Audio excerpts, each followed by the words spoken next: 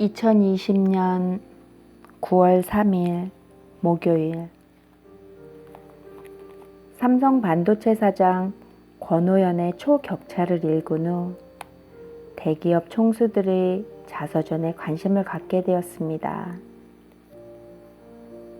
한 개인이 한 기업을, 한 나라를 대표하는 기업으로 키워나가는 그들의 열정적인 노력과 포기하지 않는 인내심으로 한 단계 한 단계 일보 전진하는 그들의 삶에서 자극을 받고 싶은 게 솔직한 심정이었답니다.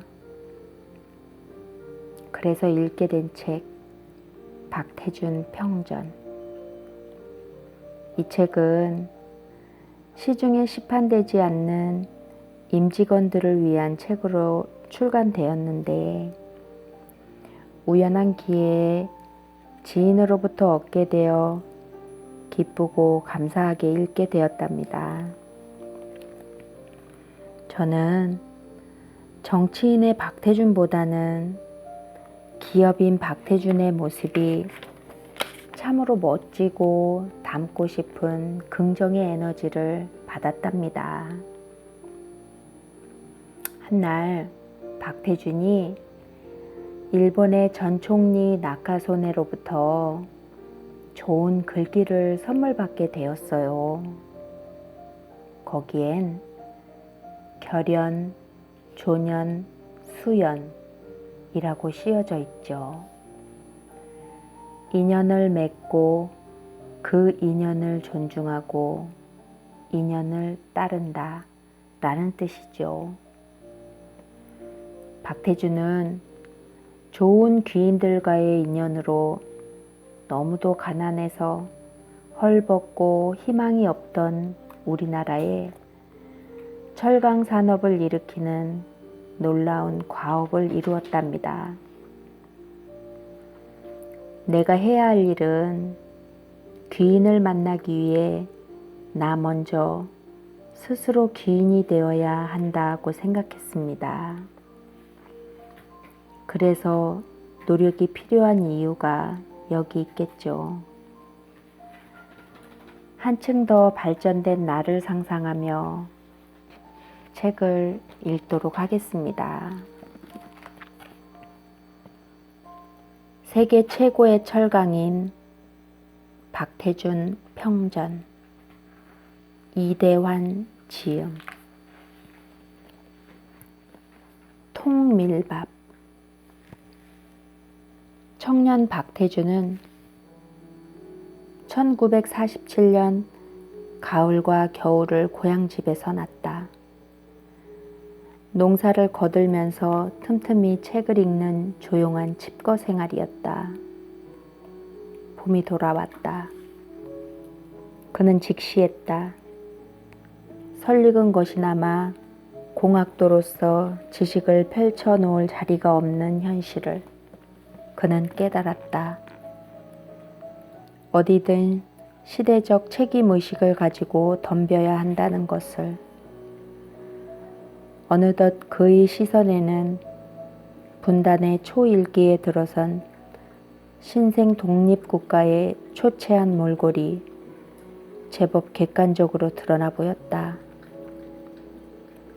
허겁지겁 창문에 몰두하는 모습도 보였다. 그는 처음으로 자신의 체력과 능력을 군대라는 조직에 견주어 보았다. 딱히 모자라는 부분은 없었다. 군인의 길로 나가는 것도 건국시대의 청년에겐 매력적인 선택일 것 같았다. 오랜만에 박태준은 부산을 다녀왔다.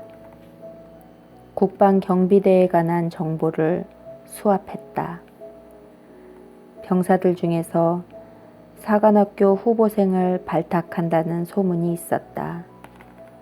이것이 박태준을 자극했다.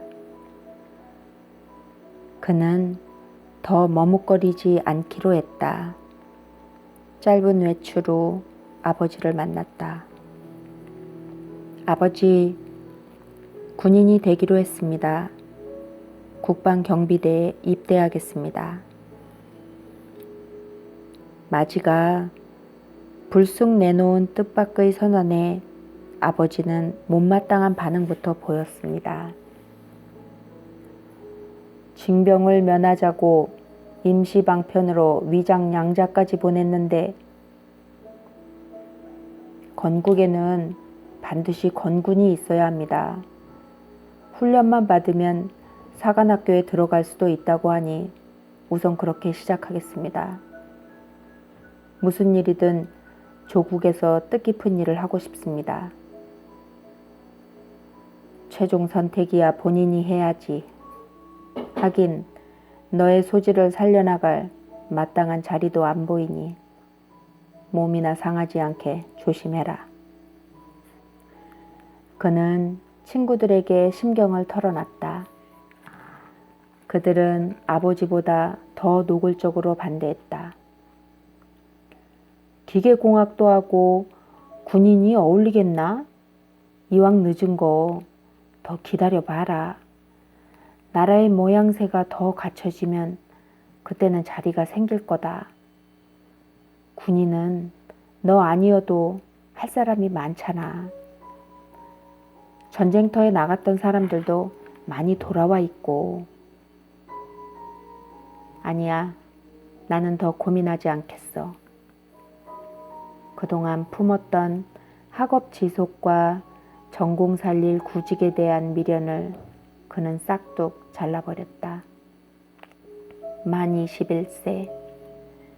박태준은 부모에게 하직하고 거의 출가하는 심정으로 머리를 깎았다.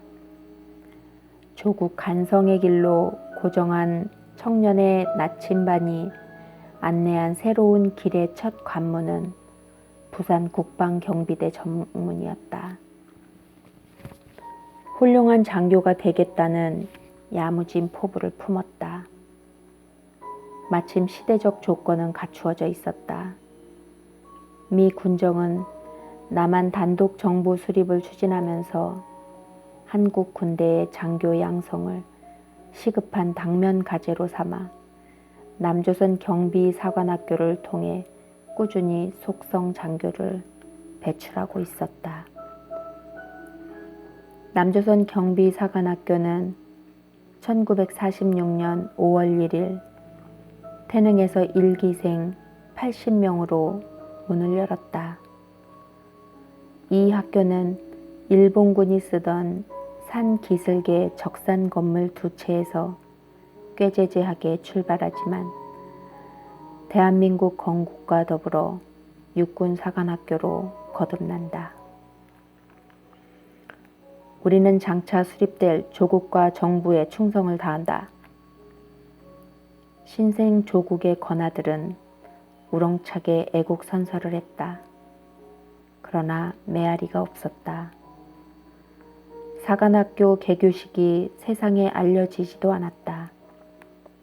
남조선 경비사관학교 6기생은 국방경비대 각 연대의 하사관과 사병 중에서 선발했다.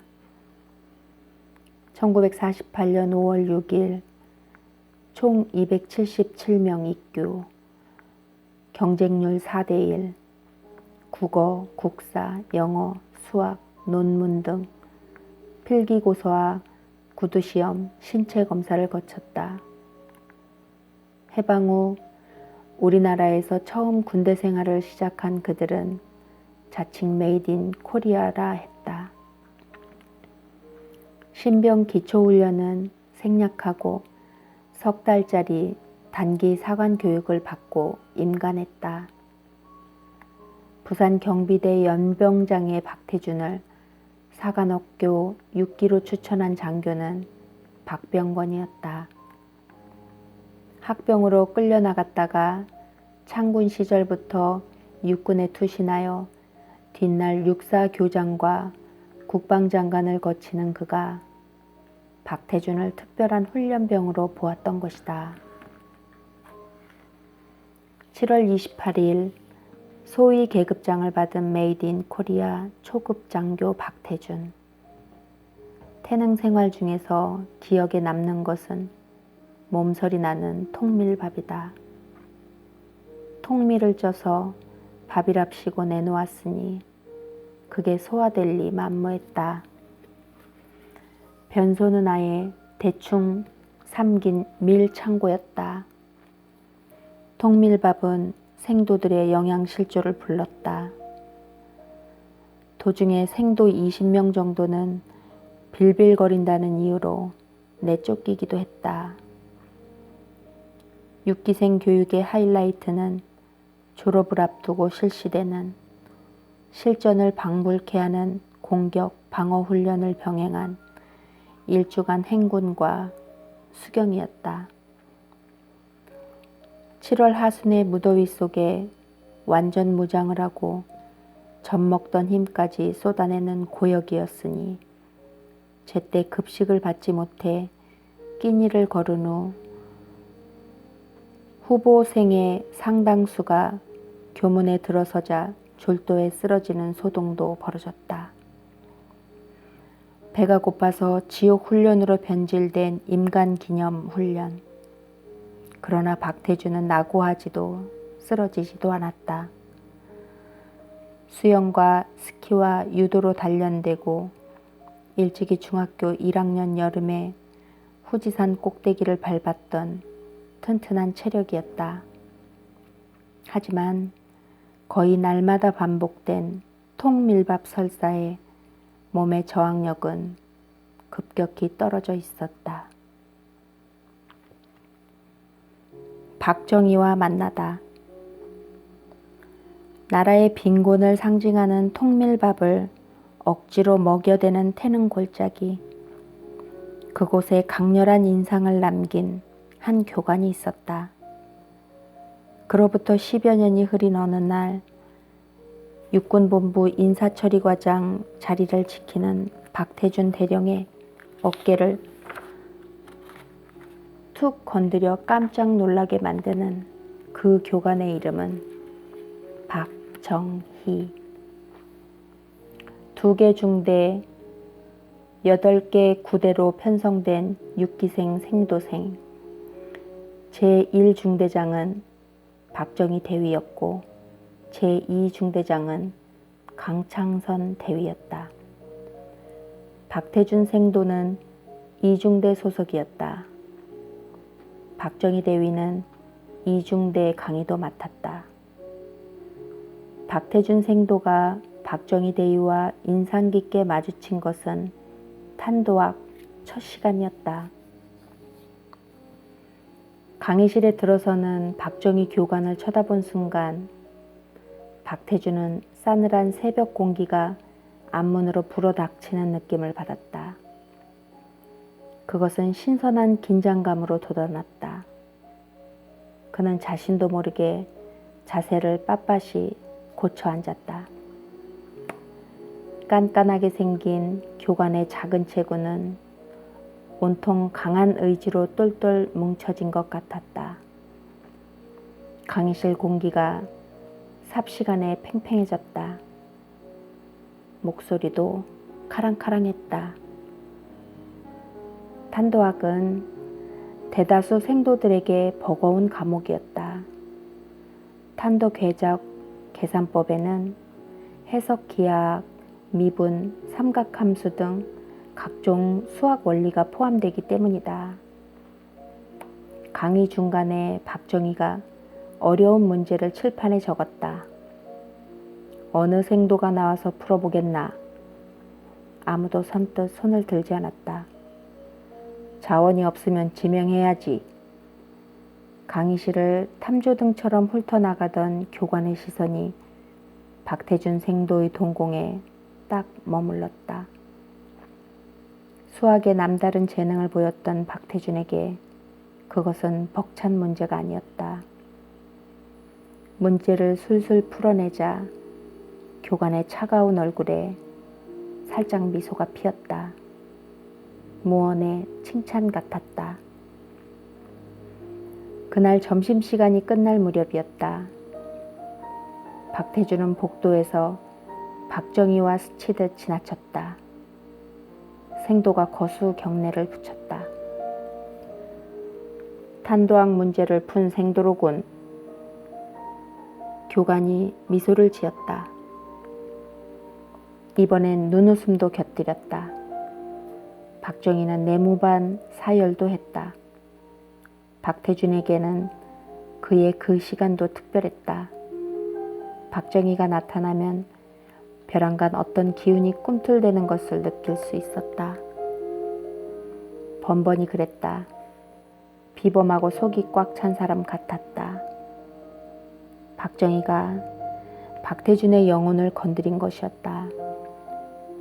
박정희와 박태준, 이들은 그렇게 허술한 교정의 허술한 강의실에서 우연히 만났다.